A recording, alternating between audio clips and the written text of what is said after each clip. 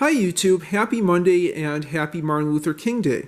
Tonight I'm excited to share with you all my completed upgrades on this Dahon Speed D7 folding bike, which I now call the Dahon Speed D7 squared because it has a 2x7 drivetrain. The goal in these upgrades was to convert this from a typical folding bike that you can fit in the trunk of a car, that can be used for last mile transportation, that's great on sidewalks because of its small wheels, enabling fast acceleration and deceleration and tight turning radius, into something more versatile, into a folding hybrid bike that could be used for longer tours, for steeper inclines, and just for all kinds of terrain thanks to better tires, better gearing, and better geometry and ergonomics.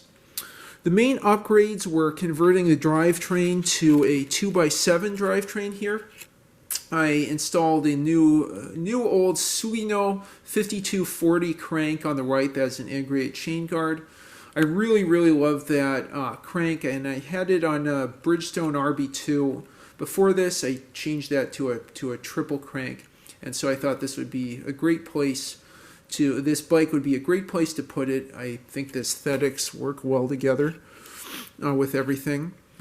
And the complicated part of the drivetrain was not really the crank or the new bomb bracket, the new sealed bomb bracket I installed, but really installing the new derailleurs.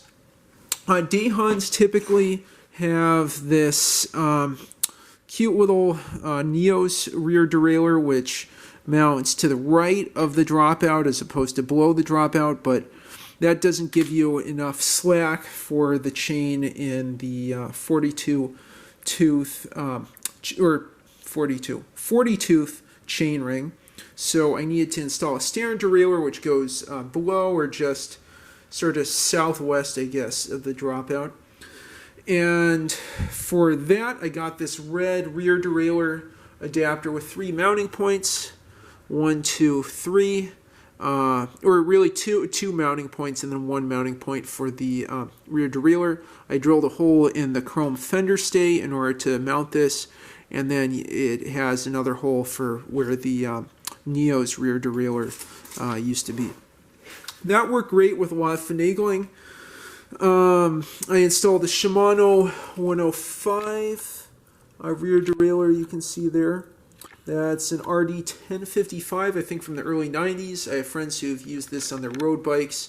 It shifts great. It's a really wonderful derailleur to work with.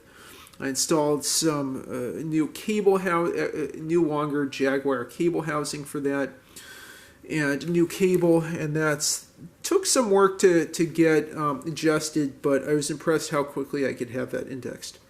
Anyway, so that's the back. I also repacked the rear bearings, which are too tight out of the factory, and I honestly don't think this was repacked ever by the previous owner who had it 15 years before I got it in 2021.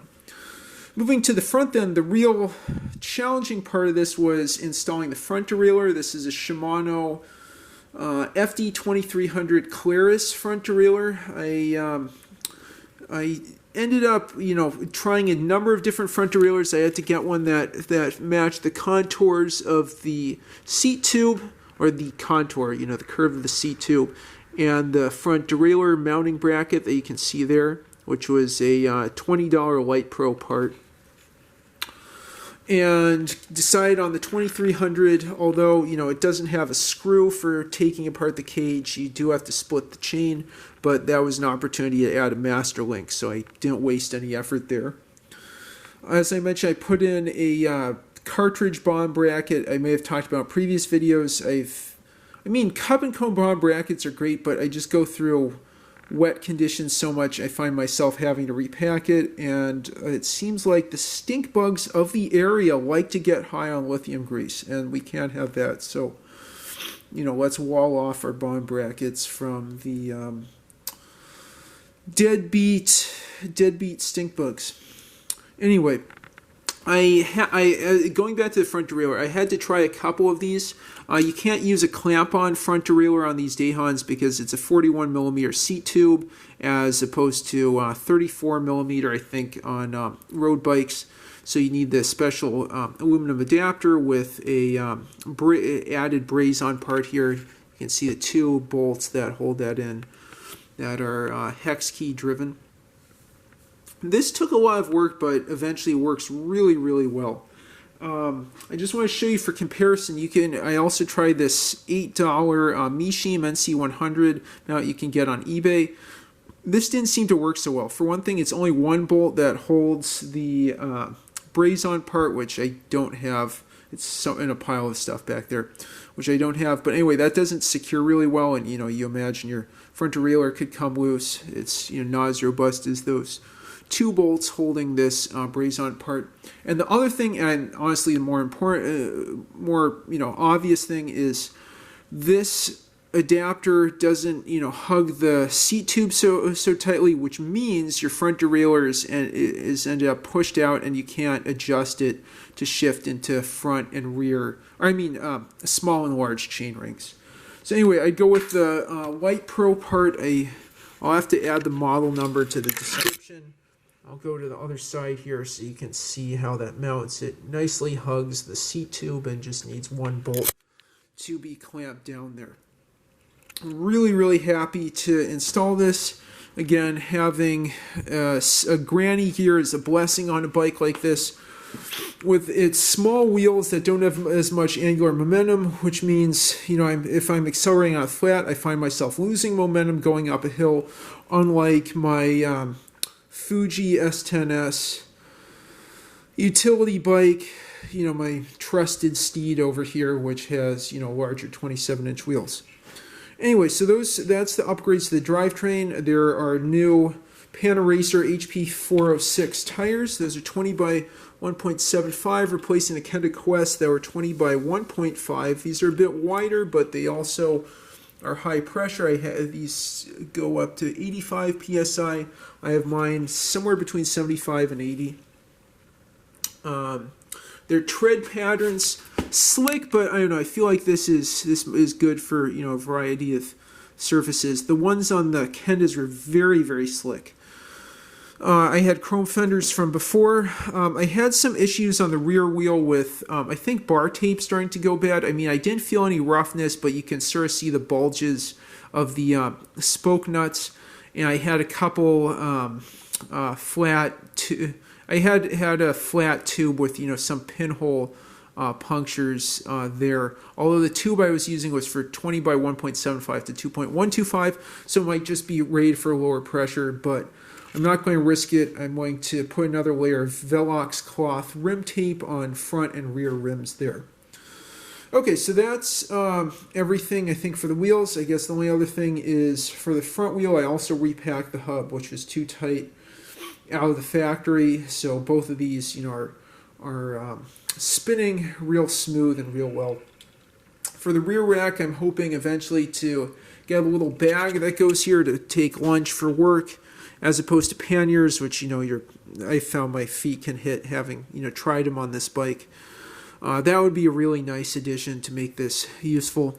I do have one of these squishy seats on the bike. I know that's a lot of people don't like that squishy sprung seat, but the thing is, just you sit upright so much on this bike that I think it's one of the few where it's worth having a seat like that. Okay, let's see. We can see the bottle cage and hinge down there. As far as the cable railing, you notice that there's just braze-ons for the rear derailleur, not the front, so I just jerry-rigged things and used zip ties to get the front derailleur cable housing secured there, all the way up to this bundle going up to the cockpit, which is where I will conclude. I'll start by showing you that I replaced the default grips, which were SRAM rubber grips with a combination of foam grips, Ergon GS3 bar ends, and then ODI bar caps. I know some people don't like foam grips, but I like these especially since they're contoured, and I don't leave this outside, so rain and sun don't destroy them. And this is great because it gives you 3 different hand positions. You can grab here, you can grab here, or you can grab kind of like that. And that's great not just for reducing palm numbness, but because holding bar ends, in my experience, helps you lean forward, and it's almost like riding in the hoods on a drop bar bike. Especially on a bike like this where I mentioned, you lose angular momentum, you need that to help build up some momentum for, help accelerate from a stop or go up a hill. I put on new grip shifters. There was originally just one grip shifter, SRAM MRX Comp for the Neo's rear derailleur. I had put on a set of Shimano RevoShift SLRS 35s. These are, I think, $14 for the pair. Very, very basic, but pretty functional. They don't take much force to move. I was impressed with how quickly I could index my 105 rear derailleur with this rear derailleur right grip shifter. There's a little window, and you can see this is in 4th gear. I had to do some tweaking of cable tension and everything, but that works really nicely now. I already had the bell, ironically SRAM branded GPS mount, and then this little blinky here. And then finally, you can see the friction shifter, not indexed for the front derailleur. This works incredibly well. It doesn't, have a window, but I've been able to feel going from the small to large chainring really well. And both of these shift quite well, despite what you think they're just a cheap generic part. I mean, I think this is a good bike for using grip shifters. Who knows? I might switch to thumb shifters in the future, but so far I've been fine. Fine with grip shifters, just getting used to I guess getting used to turning the index grip shifter upward for shifting into higher gears and then down for lower gears, because if I remember right, yeah, I think it is the reverse with the SRAM shifter and the old rear derailleur. Anyway, so I guess, the last upgrade I forgot to mention, were the pedals. I had some Well-Go pedals on this originally that didn't spin quite well and even stripped out during a ride, so I replaced them with MKS FD5 pedals. These are both folding pedals that went bad and new good folding pedals. You just flip this lever, no more than 30 degrees, and then you can twist this down to save space. Oh, by the way, I've been able to fold the whole bike down even with the new crank and all the upgrades, and small bar ends to help with that. Anyway, so folding pedal, and because it's good quality, I'm pretty sure I'll be able to rebuild this if they ever seize up or get too loose, which is a big bonus of the Well-Go, I think F205 or F206 folding pedals that I'll show in a second, which were nowhere near as good. Yeah, so that spins nicely. Yeah, these are the pedals that I replaced that they're nice and supportive and stuff, but these are not as good, and I don't think you can take these apart and repack them.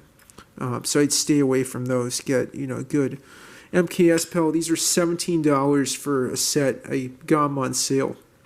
I'm very glad I did. Yeah, these Well-Go ones were not so good.